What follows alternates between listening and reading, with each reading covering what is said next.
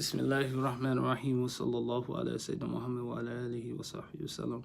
رضي الله تعالى عنه وسرد التابعين وعلماء عاملين وعاملوا الصالحين وصلى الله على سيدنا محمد وآله وصحبه وسلم أجمعين. So we're picking up where we left off at, and we will discuss. We're in the section of Babul Fara'id al-Wudu wa Sunanihi from the Umdat'l Bayan, right? And the last class we went over the Fara'id al-Sab'a, the 7 obligations with regards to wudu. And this discussion takes its roots from the Quran in the Surah Ma'idah, right? And Surah Ma'idah, the sixth ayat, if I'm not mistaken.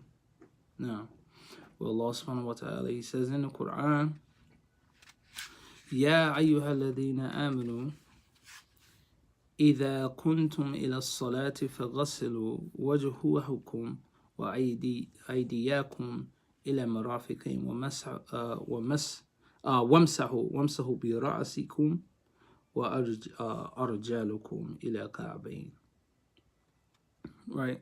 So the obligations of wudu was established based off of the ayat in the Quran where Allah says, "O you who believe, when you stand for salat, when you intend to stand for salat, right?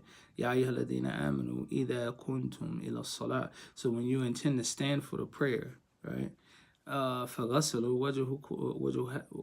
وَجُوهَكُمْ وَأَيْدِيَكُمْ إِلَى مَرَافِقِينَ وَامْسَحُوا بِرَأْسِكُمْ وَأَرْجُلَكُمْ إِلَى كَعْبَيْنِ.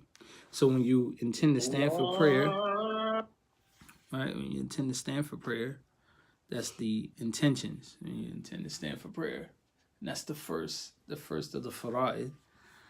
فَغَسَلُوا وَجْهُكُمْ, to wash your faces. Also, another part of the wajibat. Well, we'll talk about it in a minute. But to wash your face, right? Wash your hands to your elbows. Wipe your entire head and wash your feet to your ankle. Then you do delik, right? Delik is wiping, and then felt is continuity. You know, you do it without break, right? Without there being a breach or a break in your wudu. And these are established, and it's separated like this. It's only separated like this in order to establish legal rulings.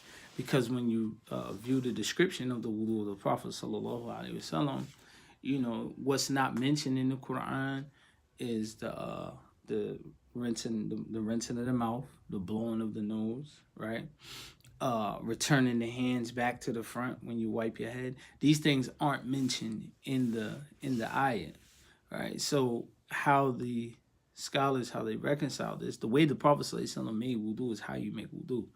However, to establish rulings, because you remember that fara'id in fiqh, you know, in this case of mu'amilat, the word fard is establishing the validity of the particular action that you're engaging in.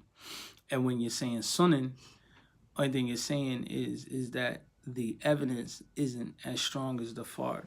So the validity will still be accepted, but it has, you know, its own set of rules connected to it too, which we'll discuss. So the last class, we discussed the fara'id. We went over the 7, which was the niyyah, the intentions, the washing the face, the washing the hands to the elbow, the wiping the entire head, the washing the feet to the ankle, the foot to the ankle, delik, rubbing.